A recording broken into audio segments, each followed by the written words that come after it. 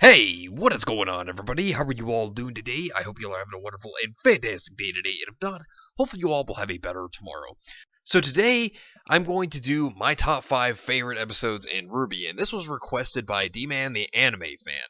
So, want to make a shout out to you there. Now, these 5 episodes are my favorites, and I'm going to go into the reasons why these 5 episodes out of all of RWBY are actually my favorites. So the reasons that these are going to be my 5 favorite episodes, I'm going to really go into, but at the same time, it can be from a plot standpoint, and it can also be from an animation and choreographic standpoint as well. So it could actually vary as to why these are my favorites, as well as characters and interactions. So sit back, relax, I hope you all enjoy, and let's go ahead and jump right on in. So, starting at number 5 is Volume 2, Chapter 1, Best Day Ever. Now, the reason why I actually like Best Day Ever is because, 1, it is a very good start to a volume. And I can pick a multitude of reasons why this is a good start to a volume. 1, it had great dialogue. Now, what I mean is the jokes themselves, for example, they were on key. They actually hit the mark. They didn't feel forced. They felt genuine. And this was the proper introduction to Mercury, Emerald, and Cinder's own characters. Of course, we had seen them in Volume 1, but we didn't really know anything about them. We didn't really know what their characteristics were like. And even for the brief moment we saw Cinder, we just knew that she was the boss in charge of Roman Torchwick. That's about all we really knew. And when you think about it, that's not a whole lot. And to actually see her character flow a little more, to actually get a perspective of Cinder, was great. Seeing Mercury and Emerald kill Tuxin, having their conversation with him, learning about Emerald and her character, learning about Mercury and his character, that was a good start to their introduction. It really gave us something to go off of. And, of course, we learned Mercury, sadistic personality. Emerald, she's a thief. I especially like the scene with Torchwick whenever he is constantly making fun of Mercury and Emerald, and then whenever Emerald and Mercury walk away, Emerald takes his lighter. I actually did enjoy that scene, and of course, with Cinder herself, you can really see that she plans things out. She is the strategist. As I said, she's the boss of this group. And even after Emerald and Mercury kill Tuxin, she actually gets upset with it because it doesn't go as according to her plan, because Cinder herself is a perfectionist. And this is where we start to see this perfectionist personality. I really do enjoy this, and she also has control over Torchwick, considering that Roman himself, he's a thief, he's going to run away at the big chance he gets, but Cinder could put him in line. Now, we were introduced to Neptune in this chapter as well, which was pretty good for him, seeing that we finally get to know another member of Team Sun, so that was good to see that. Now, the big thing I really did enjoy, though, was the whole build-up to the food fight, because the food fight is such a good scene. I mean, it's animated so well. I love the choreography here. I love the fight itself, and I love the joke with the characters using food or other things that they would eat in reference to their own weapons. That was actually very humorous, in my opinion, but at the same time, it was just so amazing to see. And Monty just completely nailed it with the animation in this fight. It looks so beautiful. Not only that, but I also like Ruby's semblance. Whenever she uses that, that was also another good scene that I really enjoyed here.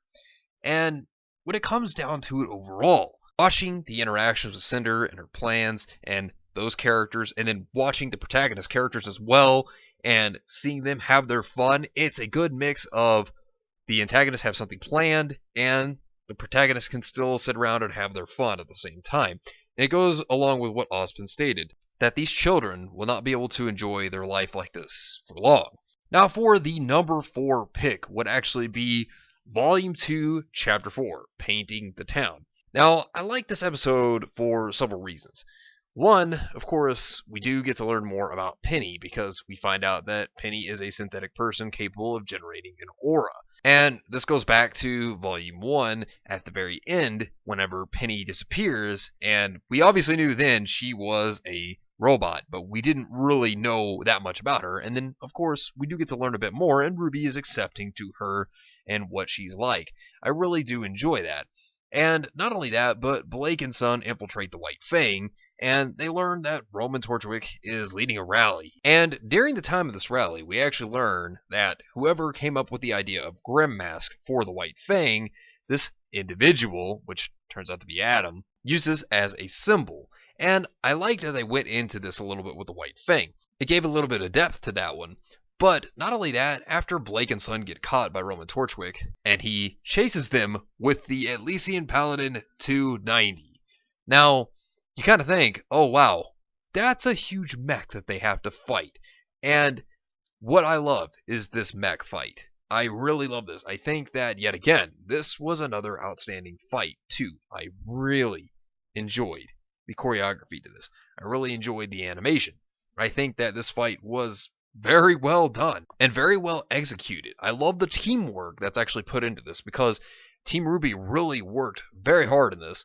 We see a little bit more of Son, and this is where we actually see his semblance for the first time. So I did like seeing that. Neptune did a little bit, but overall, it really became Team RWBY's fight at this point because, well, they have been the ones going after Torchwick the most. So I did enjoy this. I enjoyed the names that they came up with, like Ladybug and Ice Flower. Those were really cool. And we even see Yang get punched through a pillar, get back up with her semblance, and just wreck this thing. I mean, one punch. That was awesome. And then, of course, Torchwick gets out, and after that thing is just destroyed, he's just wiping himself off, just making sure his suit was all good. And it was just pretty funny, because you would think, man, wouldn't this guy be more injured than this? No, he was good. And then, of course, I can't forget to mention the best part. This was the introduction to Neo. That's the best part. I can't say any more than that, because it's Neo. But Neo did have a really cool semblance, and she helped Roman Torchwick escape. And of course, you have Weiss, who tries to make a pun, because she thought she could be punny. I'm terrible. Overall, the fight choreography and the introduction of Neo, I thought it was a very good episode. Now, going on to the number 3 pick would actually be Volume 3, Chapter 7, Beginning of the End. Now, I like this episode for a multitude of reasons. I know some people are not a fan of Cinder, but I do like Cinder's character personally. And one thing that this sets up, it's not just Cinder, but it sets up how Cinder recruits Emerald and Mercury. And it sets up where they were before Cinder actually had met them. And when it shows her recruiting them, then of course what they go on to do. I do like this because Cinder is trying to build an army to actually go against Ozpin and take down Beacon. And, of course, we have Adam, which she goes to. She goes to the White Fang. And this is still during the time that Adam was in charge of the faction at Beacon. And I have to say, one thing I did like is that even though Cinder is a smart and cunning character, just because of her trying to convince him, Adam is not easily convinced. He is someone who basically states that this is a human matter, this doesn't concern the Faunus. And I like that, considering that he in this is established to be about the justice for the Faunus, and that he himself doesn't care about what humans do.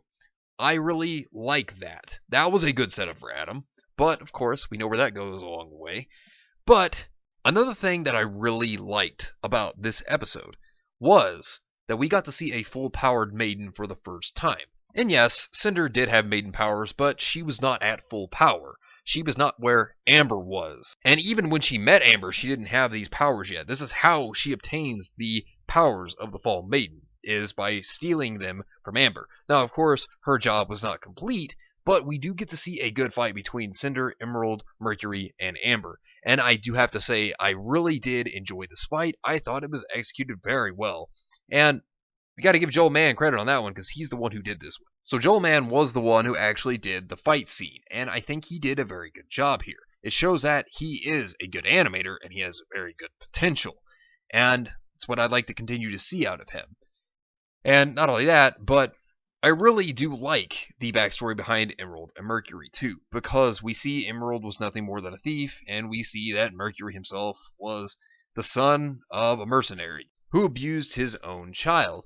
And I really like the setup for these two characters. I think that Emerald and Mercury, they have potential in the future, and this was a good way to really help us understand their characters a little more and understand where they came from and why they follow Cinder. Because Cinder herself gave them another opportunity at life. They gave them another chance. And it's understandable why Emerald and Mercury could be grateful to Cinder because she gave them that extra chance. And I really did like the plan that Cinder had to actually lure in Amber by using Emerald Semblance. It makes perfect sense. And then, of course, that caught Amber with her guard down. And then, with her guard down, they took advantage of trying to take her out. And of course, 3-on-1 really did get the best of Amber in the end. And as I said, Cinder got her powers, at least half of them. Then that's when Crow pops in to save the day, and they run off. They run away from Crow, and Cinder returns to Adam, and she actually forces them by her power to cooperate with her and go by her plans. I really like the setup, and then of course it turns out in the end, we found out that Mercury faked everything because he had the mechanical legs, so Yang didn't ever really injure him. It was just all a part of the plan, and I do actually like that. Now, going on to my number 2 pick would actually be Volume 2, Chapter 11, No Breaks. Now, there are a few reasons why I really like No Breaks. And No Breaks really actually has good train action. Now, you want to talk about a good train fight. This was good. I liked how they did this. I liked how Monty went about this one. I liked how they did the fight, because we had several fights all at one time, and Oobleck was amazing, as well as Zwei, literally. Zwei is super dog. I'm not kidding. This dog can be literally lit on fire and be launched as a projectile and destroy Elysian Paladins to 90s. What? Like, that was insane. That blew my mind. This is Superdog. I don't care what anyone says. This is Superdog right here. Gotta give props to Zwei being amazing. Too bad we haven't seen any more of him since, really. But, yeah, Superdog. Now, I did like the individual fights that we did get to see. I liked when Blake was actually using the dust within her own semblance. Now, that was creative. It was a good way to actually utilize that against Torchwick. And, of course, Blake takes out Torchwick. Then we have Weiss fight Bonesaw, which that was more like a horror flick because he was a masked man with a chainsaw. Yeah, that always goes well, am I right? But the best part of this episode, the best part in my opinion, was Neo. I'm serious. I love the choreography in the Yang versus Neo fight. I love it so much. I think it is superb. I really enjoy Neo's style. She basically sizes up her own enemy, and then, after she has done an evaluation of how well they are, she just takes them down. I mean, Neo is savage. She was going to kill Yang. That's literally what she was going to do. If Raven had not shown up, it would have been game over for Yang. She would have been done. She would have been dead right there. Neo showed how experienced she was within just one fight alone, and I really enjoyed that. And the reason why they were trying to stop the train was because there was the bombs, and the bombs were leading the Grimm to the city. And this was a part of Cinder's plan to lead the Grimm to the city later on, during the Vital Festival, rather than sooner. And once the train just crashes, you just hear sirens, and everybody's looking around wondering what's happening, and the Grimm are invading the city. I just love this episode overall. I thought Roman Torchwick was hilarious in this episode as well. Miss his character. He was great.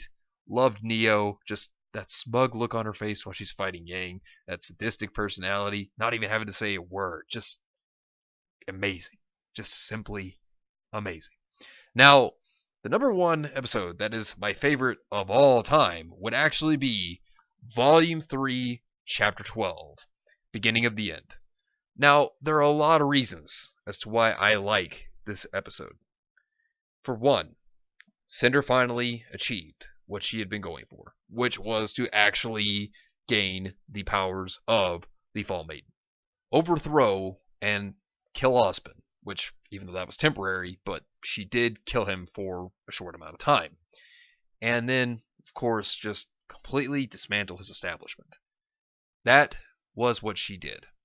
And I really like that she worked so hard to get to this point. Now, I know a lot of people are going to disagree with me here, but she worked her way up. It wasn't like she just had all this power. She had to build up from the beginning. She had to plan this through. And I like that her plans finally flourished in the end, that they finally were successful as she had wanted.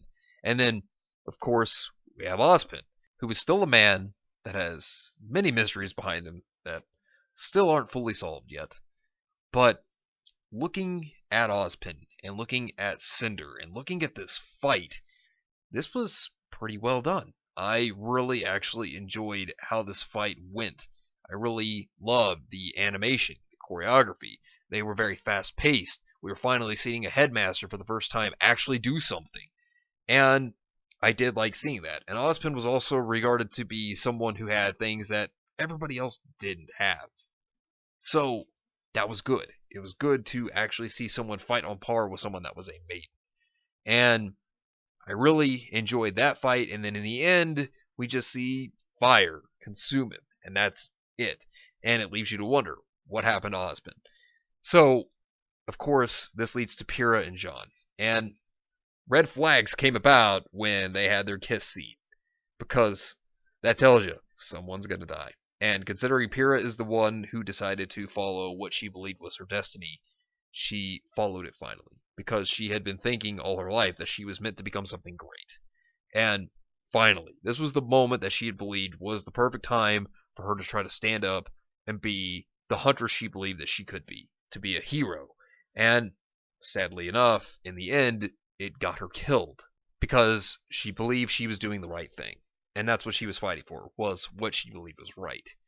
And in the end, Cinder took her down. I did like the reference to Achilles, because that was what Pyrrha was actually based off of, was Achilles.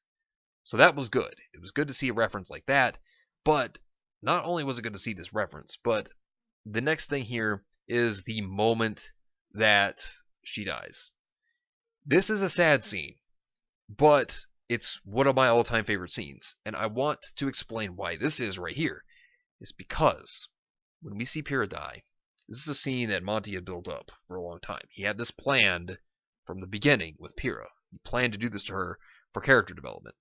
Now, it was going to originally be for Jean, but that was changed, and instead it was for Deus Ex RWBY, aka Silver Eyes. And it's still a question that lingers right now as the Silver Eyes. But I think we'll get that answered in Volume 6. But then again, maybe not. But I hope so. But we'll just see. But overall, looking at it, this was an intense scene too, because then we just see a flash of light just surround everything, and you don't know what happens next. But what this does is this establishes there was no hero, really, in the end. That the antagonist won. And I like that sort of stuff. I love seeing when the antagonist wins sometimes. And Cinder did all this planning. She worked her way up, and she finally succeeded in the end. She took down Beacon. She eliminated Ozpin, obviously temporarily, but she eliminated him for what she believed. And we see the characters, and they are depressed. They are down. They have run away. They have been sent elsewhere. They're all over the place. They're scattered. And it seems like a very depressing moment for all of them. It seems like everyone has just lost hope. And then, of course, RWBY is the only one with hope left.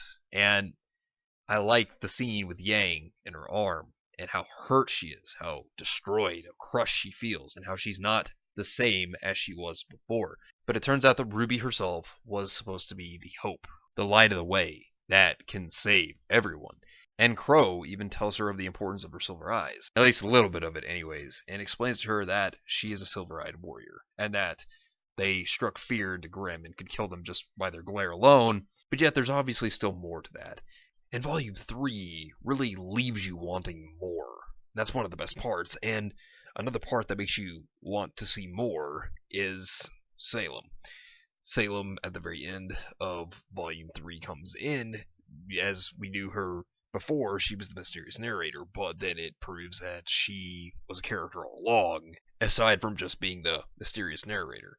So, when you actually look at it, I think that they did a very excellent job here with the end of Volume 3, because it leaves you with wanting more. And that's something you definitely want to do, is you want your audience to be hooked and to want more. And this was a good way to throw in questions. This was a good way to show that the protagonist, they don't always win.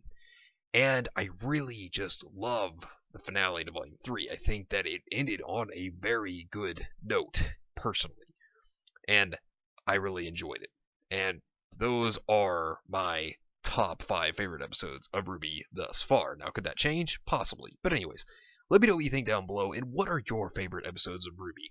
Let me know what you all think down below. But anyways, thank you all for watching. I hope you all enjoyed, and if you did enjoy, hit the video with a like, subscribe if you want to see more content like this, and share this with your friends if you found this informative or useful. Well, anyways, I hope you all have yourselves a wonderful and fantastic day today, and remember, if today was not a good day, tomorrow could always be better. Take care of yourselves and everyone around you, and have yourselves a good one out there, everybody.